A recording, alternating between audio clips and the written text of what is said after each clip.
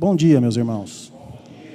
Vamos abrir as nossas Bíblias na primeira carta de Paulo a Timóteo, no capítulo de número 3, versículos 14, 15 e 16. Primeira carta de Paulo a Timóteo.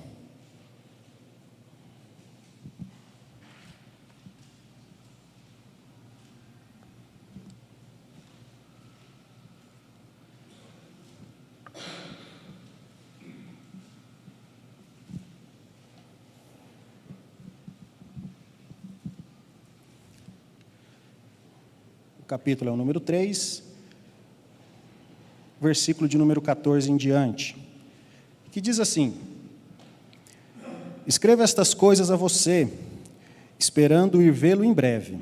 Mas se eu demorar, você saberá como se deve proceder na casa de Deus, que é a igreja do Deus vivo, coluna e fundamento da verdade. Sem dúvida, grande é o mistério da piedade.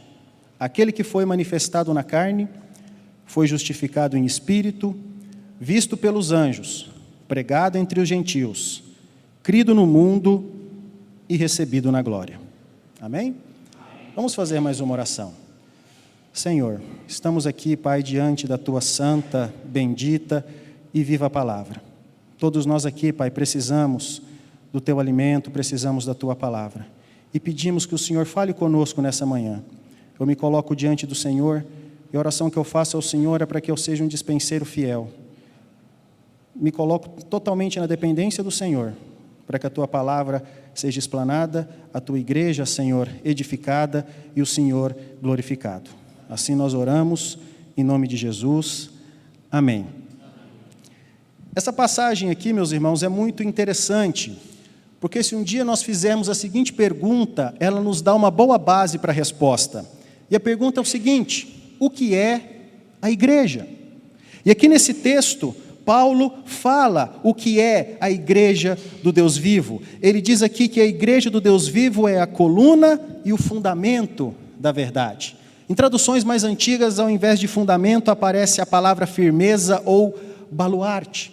Então aqui Paulo está dizendo que a igreja, ela é a base, o alicerce, o fundamento, o sustentáculo da verdade. Que a igreja de Cristo na terra, seja a igreja local, a igreja de Cristo espalhada por toda a terra, é ela, meu irmão, como coluna e fundamento, que mantém de pé a parede da verdade. Na face do planeta Terra, somente a igreja, ela é a única instituição, ela é a única organização que tem essa tarefa de ser coluna e firmeza da verdade. E se a igreja falha nessa tarefa, se a igreja falha nessa missão, se ela não o fizer, ninguém mais o fará.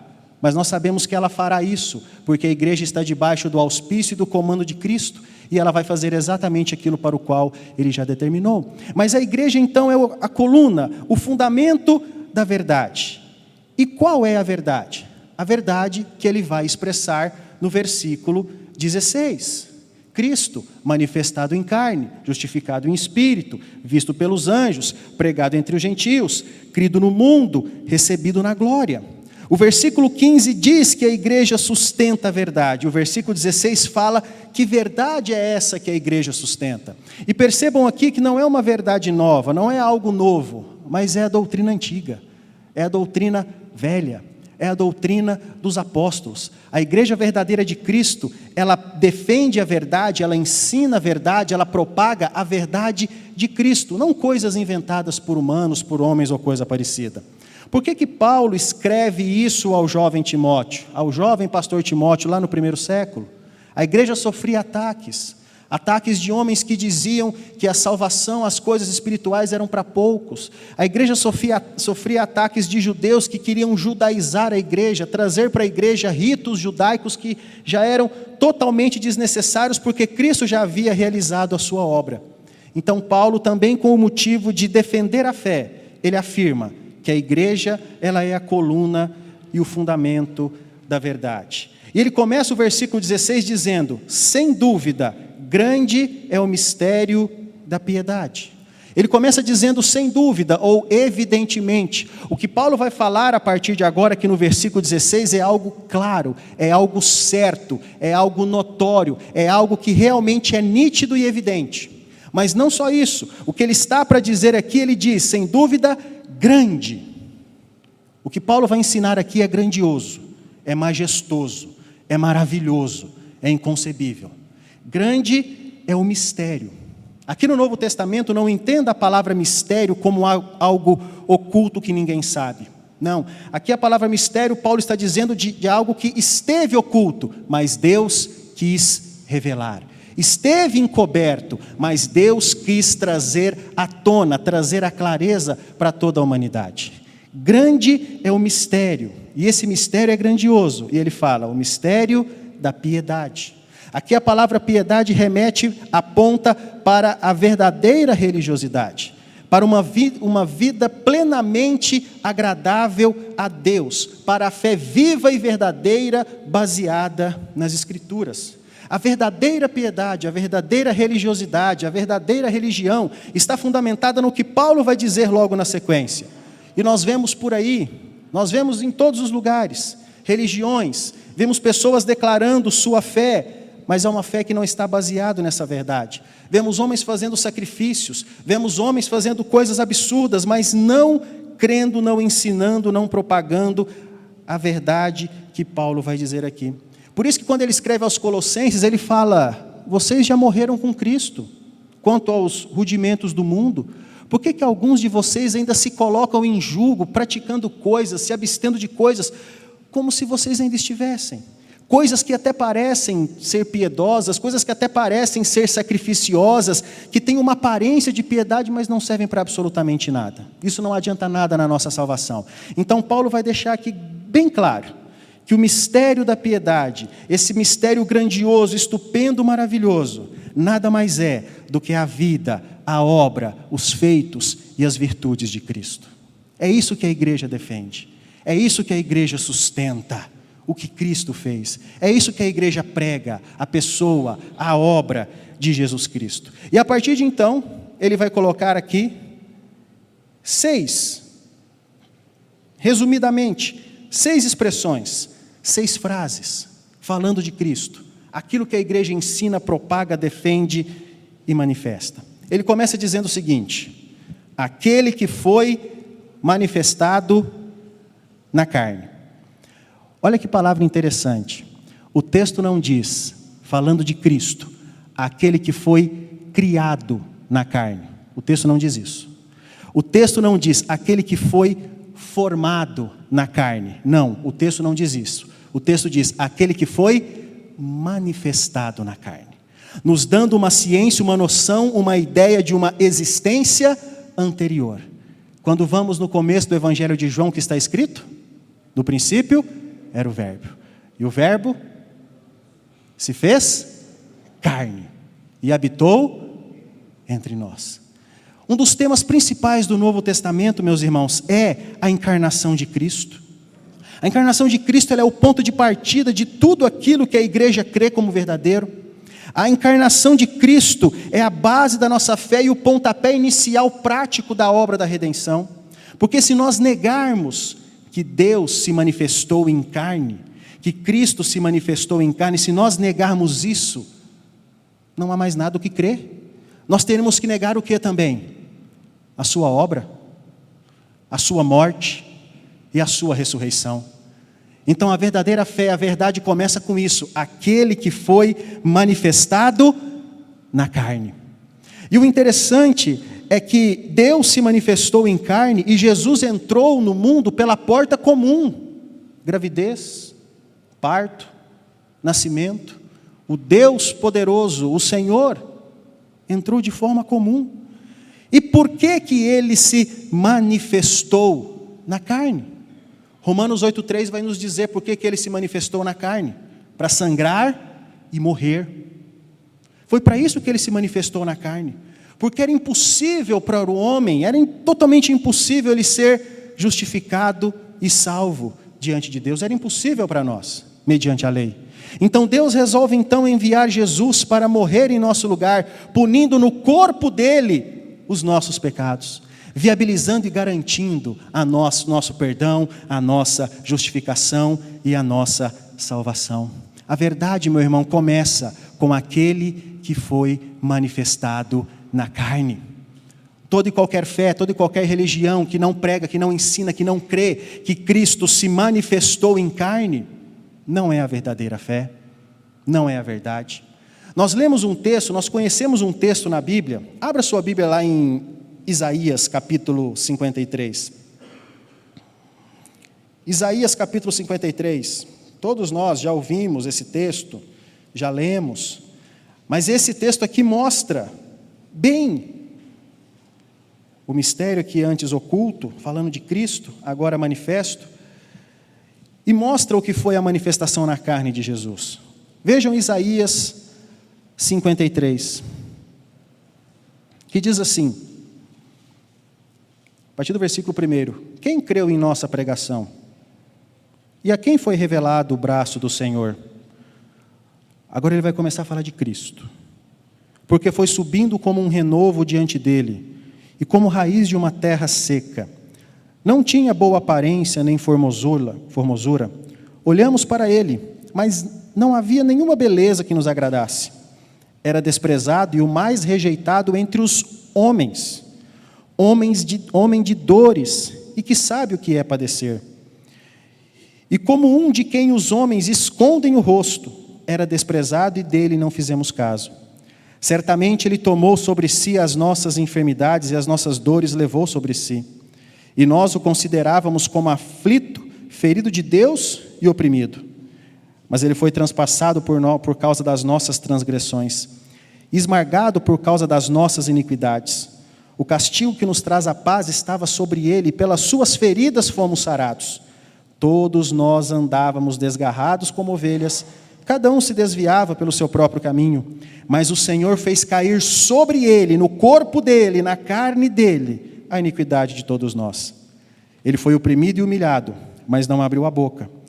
Como cordeiro foi levado ao matadouro, e como ovelha muda diante dos seus tosqueadores, ele não abriu a boca. Até aqui. Quando a gente lê que Jesus ele foi manifestado em carne, e a gente lê aqui o capítulo Isaías, isso nos ajuda a nos desfazermos de uma ideia errônea que muitas vezes nós temos. Nós achamos que o sofrimento de Cristo foi só na cruz. Nós pensamos que o maior aperto que Cristo passou foi o seu sofrimento na cruz. Meu irmão, o sofrimento de Cristo, por ele ser um homem de dores e que sabe o que é padecer, não começou na cruz. Começou quando ele se esvaziou, quando ele se fez carne. Ele se esvaziou da sua glória, não da sua divindade, não do seu poder, não da sua essência, mas o sofrimento de Cristo começou quando ele se fez homem.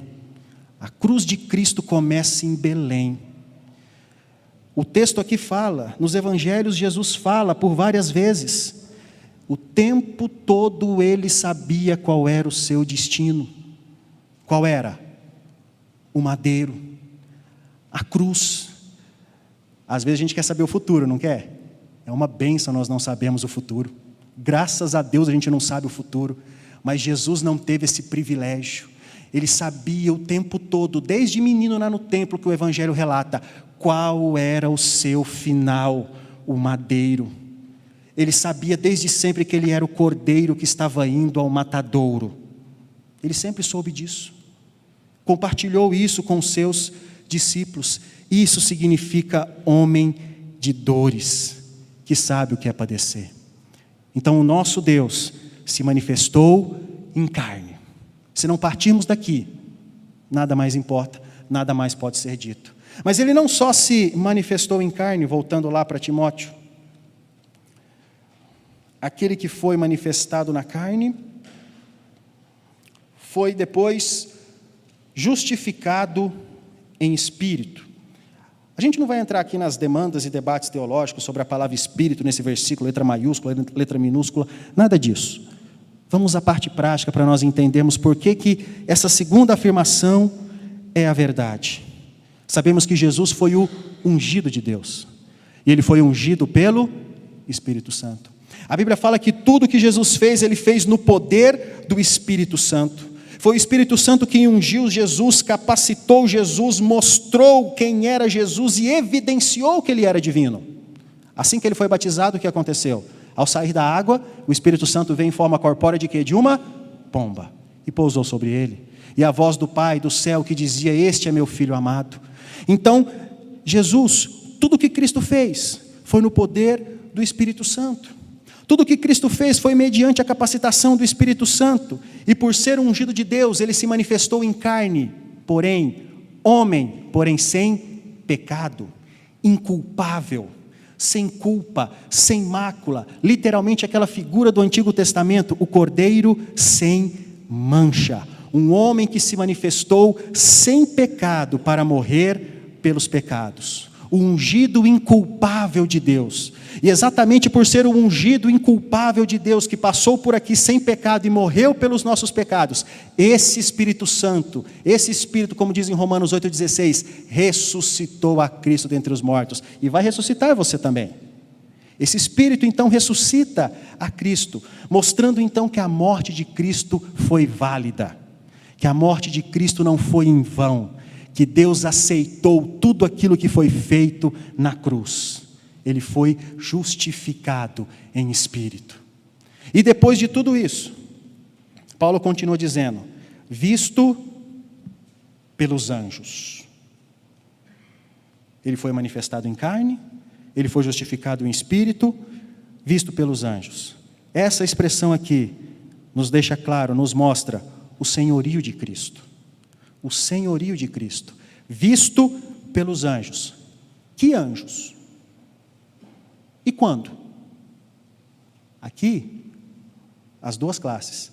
Ele foi visto pelos anjos bons, pelos anjos maus. Os anjos bons, os anjos eleitos, os anjos de Deus, você vê em toda a vida de Jesus, os anjos o adorando e o servindo.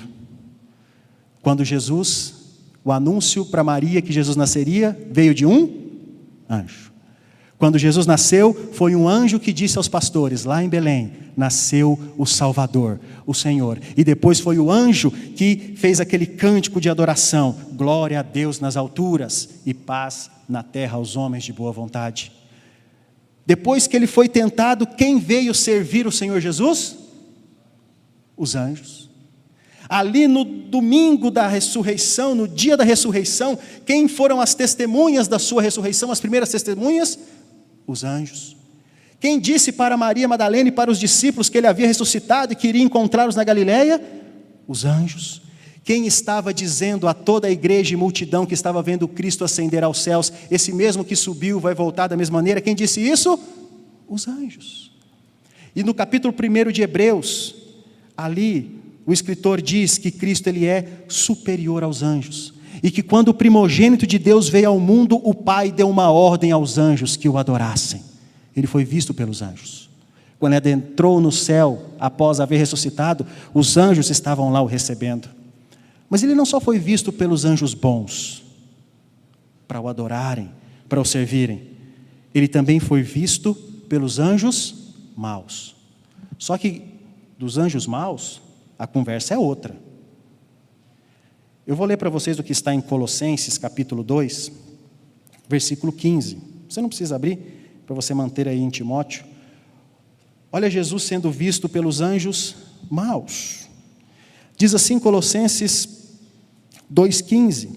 E despojando os principados e as potestades, publicamente os expôs ao desprezo, triunfando sobre eles na cruz. Os anjos maus também viram Jesus. Só que os anjos maus viram o seu destruidor. Os anjos maus viram o Senhor. Os anjos maus, eles viram aquele que estava pisando em sua cabeça. Eles até estavam ferindo o calcanhar de Cristo na cruz, mas Cristo ali estava pisando em suas cabeças. Os anjos maus viram o seu final eterno trágico. Ali na cruz, Cristo triunfou sobre os anjos maus. Todos viram. Todos os anjos viram. Então Paulo diz aqui, ele se manifestou em carne, ele foi justificado em espírito, ele foi visto pelos anjos. E até essa terceira expressão, Paulo sempre está falando de quem? de Cristo. Foi Ele que se manifestou em carne. Foi Ele que foi justificado em espírito. Foi Ele que foi visto pelos anjos. Mas a partir de agora, da quarta expressão, quem entra na parada? Nós. A igreja entra aqui, ó. Pregado entre os gentios. Em todo o Antigo Testamento e na cultura da época, judeu e gentil não tinha acordo. O judeu desprezava o gentil. Lá em Atos 22, quando Paulo está ali fazendo o seu discurso, todo mundo estava quietinho, ouvindo o que Paulo estava dizendo. Quando ele disse que Deus o chamou para pregar aos gentios, os judeus queriam então matá-lo. Porque para o judeu o gentil não valia nada. Mas aqui, ó, pregado entre os gentios. O que aconteceu até aqui na história, na obra da redenção, foi o seu ápice. Mas agora Paulo está falando do impacto de tudo isso sobre a nossa vida. O impacto de tudo isso sobre nós. Pregado aos gentios. É o cumprimento de Atos 1:8. Que o evangelho seria pregado onde? Até os confins da terra. Para que os gentios fossem alcançados. Você é um gentil, você não é judeu, mas o evangelho chegou até você. Sabe por que o evangelho chegou até você? Porque ele foi manifestado na carne, justificado em espírito, visto pelos anjos. Cristo então agora tem o direito de ser anunciado a todo mundo. Antes dele ascender aos céus, ele disse ali: toda autoridade, todo poder me foi dado, portanto vão a todas as nações, os gentios, preguem, façam discípulos. Os gentios somos nós. Cristo conquistou o direito de ser pregado e nós recebemos o presente que é o evangelho. João fala, ele veio para o que era seu, mas os seus não receberam. Mas todos aqueles que o receberam, deu-lhes o poder de serem feitos filhos de Deus, pregado entre os gentios. O que aconteceu lá no interior da Palestina, lá naquela região há 2000 anos atrás, é pregado entre os gentios no mundo todo. E não só pregado. A consequência disso, a eficácia disso, é a próxima expressão. Crido no mundo. A eficácia e a eficiência do evangelho. O Cristo que foi pregado aos gentios, o Cristo, a história de Cristo, a vida de Cristo, a obra de Cristo, que é o evangelho, foi pregado aos gentios, e por isso ele é crido no mundo. O textuário da Bíblia, que é João 3,16, Deus amou o mundo, judeus e gentios. Quando Paulo escreve aos Romanos, ele fala do evangelho, que o evangelho de Deus é o poder de Deus para a salvação de todo aquele que crê. Essa mensagem chegou poderosa e foi crida em todo o mundo. Paulo, quando escreve aos Coríntios, ele fala, que a palavra da cruz, o evangelho, isso que nós estamos pregando aqui, essa verdade, é loucura para os que perecem, para os ímpios, mas para nós que somos salvos, é o poder de Deus. Então ele foi crido no mundo. E como é esse mundo que creu em Jesus? Vá lá em 1 Coríntios, capítulo 1, irmãos. Já estamos finalizando. 1 Coríntios, capítulo 1, para você ver o seu retrato, o meu retrato, o nosso retrato. Crido por quem? Crido no mundo. Por quem? 1 Coríntios 1, 26. Do 26 ao 29. Irmãos, considerem a vocação de vocês, o chamado de vocês e a consequente conversão. Não foram chamados muitos sábios segundo a carne, nem muitos poderosos, nem muitos de nobre nascimento. Pelo contrário, Deus escolheu as coisas loucas do mundo para envergonhar os sábios. Escolheu as coisas fracas do mundo para envergonhar as fortes. Deus escolheu as coisas humildes do mundo e as desprezadas e aquelas que não são para reduzir a nada as que são, a fim de que ninguém se glorie na presença de Deus. Olha o nosso retrato aqui, ó. Deus nos escolheu. Nós, coisas loucas, fracas, humildes, desprezadas, que não são, que não temos um nobre nascimento, que não somos sábios segundo a carne, Deus nos escolheu. Nós cremos. O que nos fez crer não foi a nossa capacidade intelectual, a nossa inteligência ou sabedoria, nada disso. O que nos fez crer foi o convencimento do Espírito Santo aos nossos corações, daquele que foi manifestado em carne, justificado em espírito, visto pelos anjos. Esse foi pregado e nós cremos. E aí então Paulo vai dar aqui a sua última sentença, das 6. Ele diz: recebido na glória. A ascensão de Cristo, a posição que Ele ocupa desde que ressuscitou e voltou aos céus. Que posição é essa? À destra de Deus. Alguns textos falam de pé, outros textos falam sentados, mas o que sempre aparece é que Ele está à destra de Deus, reinando, poderoso, com o cetro em suas mãos e regendo esse mundo que nós até olhamos e podemos pensar que é um caos e que caminha como uma locomotiva desgovernada, mas está totalmente sob o domínio e o controle do nosso Jesus. Ele está à destra de Deus, reinando. Recebido na glória para quê? Para reinar. Recebido na glória para quê? O que Ele está fazendo agora? Hebreus capítulo 7 fala: Ele vive a interceder por nós. Nosso advogado que está intercedendo por nós junto ao Pai. É isso que Ele está fazendo na glória, depois que Ele foi recebido, e logo voltará. E como foi essa chegada dele lá? Como Ele chegou lá na glória? E como Ele está? Domingo passado o presbítero João pregou do Salmo 24, e o finalzinho do Salmo 124 é uma linguagem simbólica e profética lá da entrada de Cristo nos portais eternos. Vocês se lembram do texto?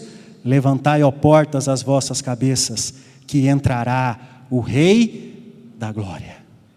Ele entrou nos céus, Ele entrou no santuário celeste. E como foi essa entrada? O livro do Apocalipse nos mostra. Vamos lá em Apocalipse, e aqui a gente encerra.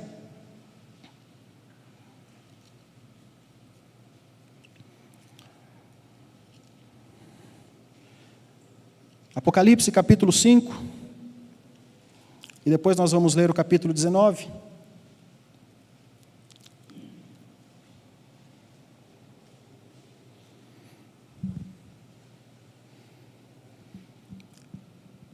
O capítulo 5 de Apocalipse fala lá do livro e do cordeiro, começa dizendo que ninguém era digno, nem no céu, na terra, debaixo da terra, de abrir o livro, desatar os selos, e havia uma comoção. Mas aí no versículo 5 de Apocalipse 5 diz: então um dos anciãos me disse, João estava chorando, disse: não chore, eis que o leão da tribo de Judá, a raiz de Davi, venceu para quebrar os 7 selos e abrir o livro. O versículo 7, o cordeiro foi e pegou o livro da mão direita daquele que estava sentado no trono. E o versículo 9, cantavam um cântico novo, dizendo: digno és de pegar o livro e de quebrar os selos, porque foste morto, e com teu sangue compraste para Deus. Por que ele conseguiu comprar para Deus? Porque Ele se manifestou em carne, os que procedem de toda tribo, língua, povo e nação. E para o nosso Deus os constituíste reino e sacerdotes, e eles reinarão para sempre. E depois o versículo 12, foi proclamado um cântico com voz forte, dizendo: digno é o cordeiro que foi morto de receber o poder, a riqueza, a sabedoria, a força, a honra, a glória e o louvor. E no versículo 13 diz: então ouvi que toda criatura que há no céu e sobre a terra, debaixo da terra e sobre o mar, e tudo que neles há, estava dizendo: aquele que está sentado no trono e ao cordeiro. Não se esqueça do cordeiro. Que cordeiro? Manifestado em carne, justificado em espírito, visto dos anjos, pregado entre os gentios, crido no mundo e agora recebido na glória. Esse cordeiro, a esse cordeiro, seja um louvor, a honra, a glória, o domínio para todo sempre. É isso que a igreja defende. É isso que a igreja verdadeira prega. Se não passa por esse filtro, não é o verdadeiro evangelho. E João continua escrevendo o Apocalipse, e aí ele tem uma visão desse cordeiro glorificado, e ele escreve ali com o que ele tinha em mãos, com palavras humanas, inteligíveis, para nós termos uma ideia. Vá para Apocalipse capítulo 19, e a gente finaliza aqui. A partir do versículo 11.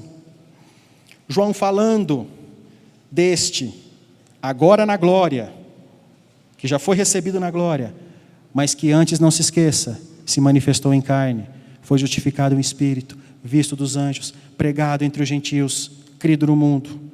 Apocalipse 19, versículo 11. Vi o céu aberto, e eis um cavalo branco. O seu cavaleiro se chama Fiel e Verdadeiro, e julga e combate com justiça. Os seus olhos são como chama de fogo, na cabeça dele há muitos diademas. Tem um nome escrito que ninguém conhece, a não ser ele mesmo. Está vestido com um manto encharcado de sangue, o seu nome é Verbo de Deus.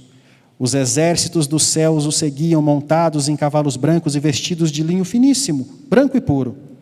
Da sua boca saiu uma espada afiada, para com ela ferir as nações.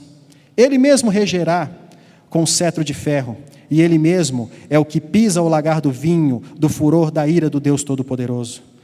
No seu manto e na sua coxa está escrito um nome: Rei dos Reis e Senhor dos Senhores. E esse versículo 16, o grande mistério da piedade, Cristo, nós vamos agora cantar um cântico, que a letra desse cântico é exatamente esse versículo de número 16. Amém?